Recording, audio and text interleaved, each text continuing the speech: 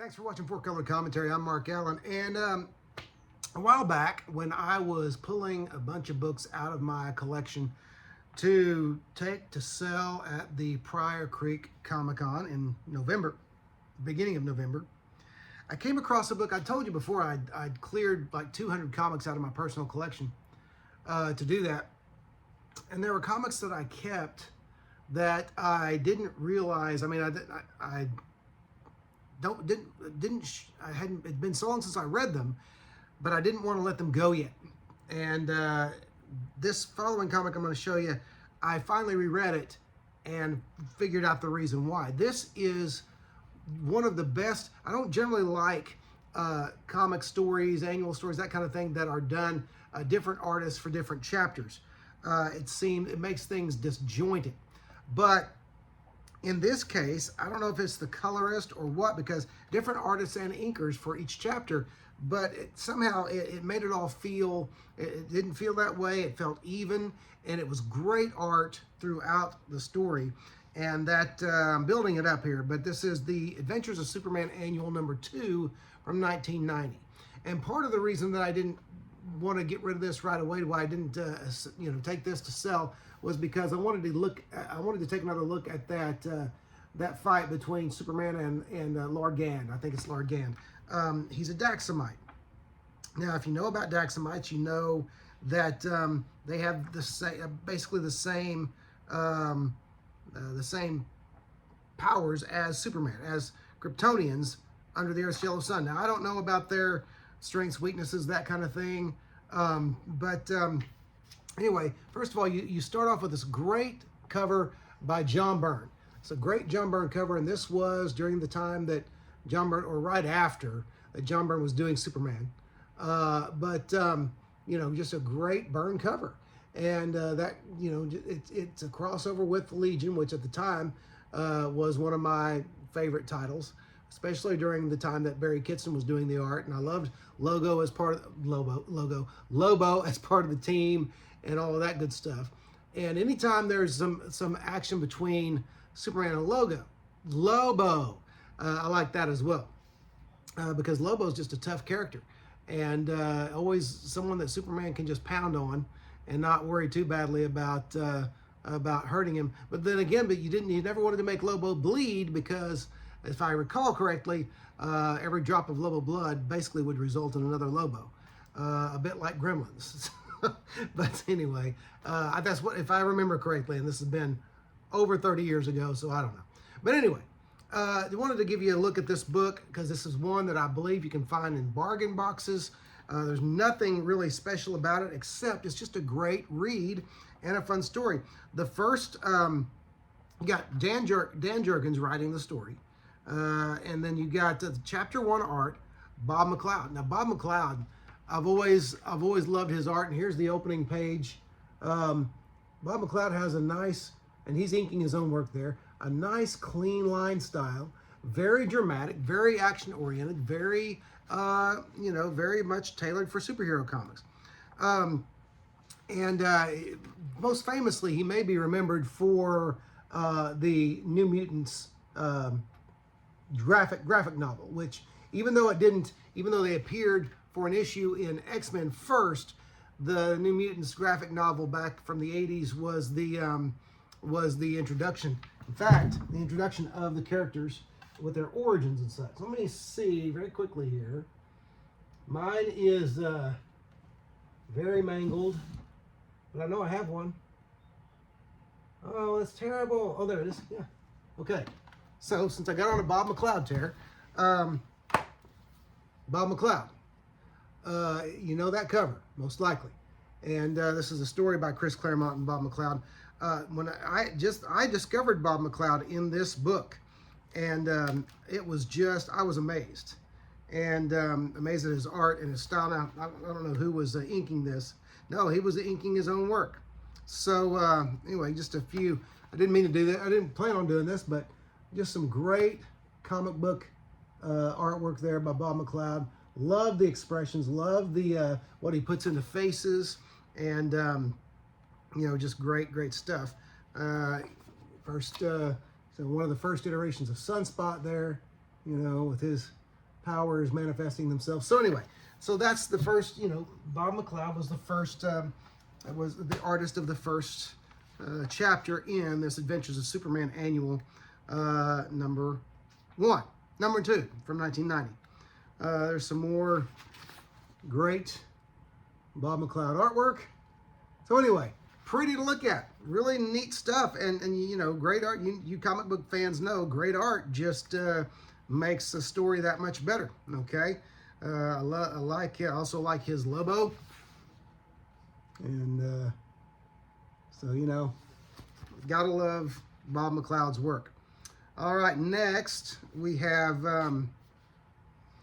chapter 2, which is by Curt Swan and John Byrne. Now, this is one of those examples. There was an Avengers annual from the 80s that was Steve Ditko layouts and John Byrne finishes. And that was amazing. I love seeing John Byrne just doing finishes. You don't see it often. You didn't see it often even back in the day. But John Byrne is one of those strong inkers. He really kind of, you can tell when John Byrne inks a story. Not saying it takes anything away, it doesn't. But it does. I don't want to say heavy-handed.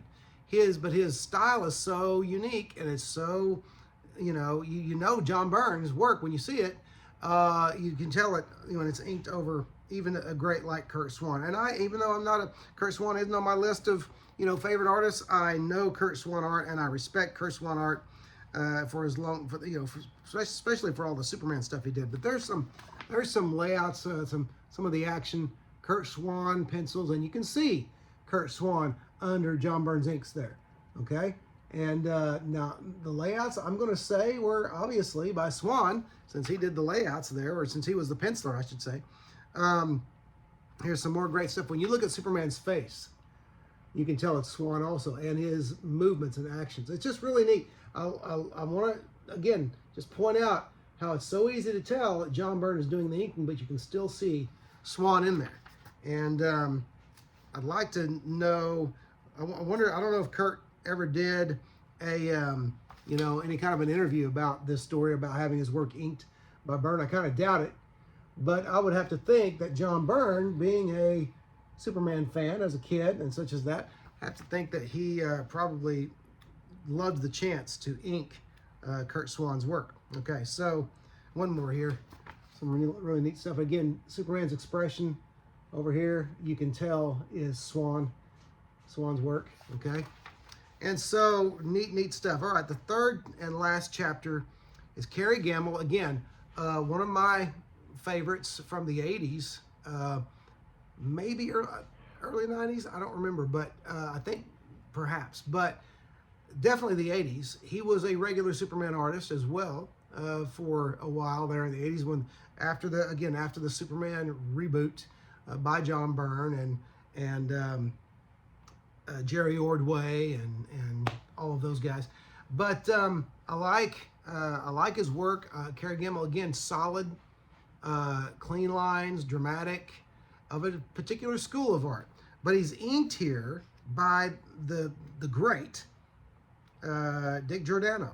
Okay, so you've got, let me see here, we've got the beginning here of chapter 3, and we'll just go ahead and show you that one. Kerry Gamble, pencils, inked by Dick Giordano. Okay, and so very cool stuff there. And again, I got to give the same props to Giordano as an inker. I don't believe Giordano's with us anymore. If that's a mistake, someone let me know. If you know Kerry Gamble's pencils, that's him.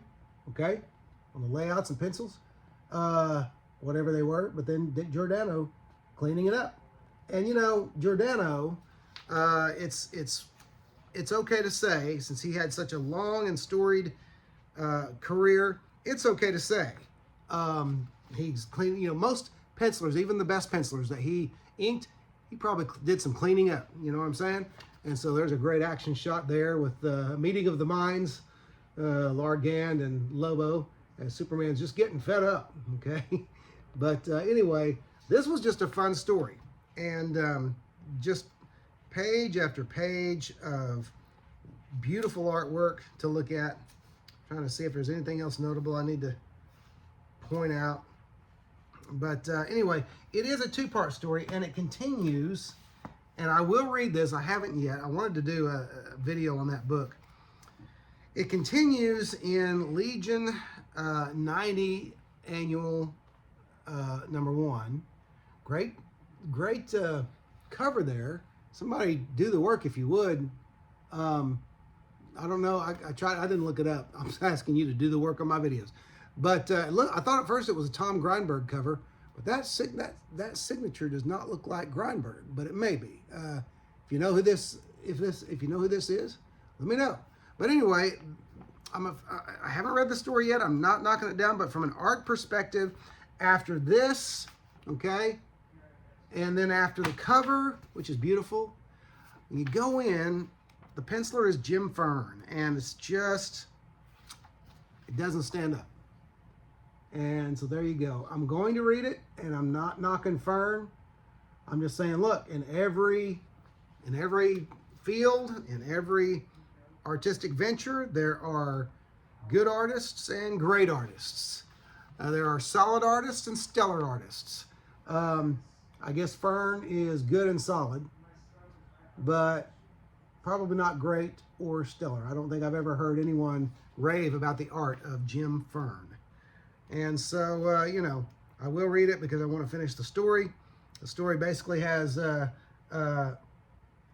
now I forgot Dox. What was, I forget the son, Vril Dox. Vril Dox is going after his father, Brainiac, to kill him. And, you know, he's, it's kind of a dramatic father-son type story thing. And there's some more Jim Fern art from the Legion 90 Annual number 1. All right. Anyway, that's it. I just wanted to share that with you. We like, you know, look, as comics fans, we like keys, we like first appearances, we like important events in comics. But it's really all about the story and the art. And this is probably not a book I'll hold on to, but I did want to read it one more time, and I'm glad I did because it's just great from front to back. And so I wanted to share that with you. And anyway, it's Adventures of Superman Annual, 1990 Annual number 2. Go out and search for it. You'll enjoy it. You'll love it. And anyway, that's it for now. Thanks for watching 4-Color Commentary. Oh, and when I get a chance, I will review that Masters of Terror number 2. I did Masters of Terror number 1 a month ago. Can't find my Masters of Terror number 2. It's the one that's got the Great Invisible Man cover on it, but I can't find it anywhere. But anyway, I will. And when I do, I'll talk about it as well. But anyway, don't forget to like, comment, and subscribe, especially comment. And thanks for watching 4-Color Commentary. We'll see you next video.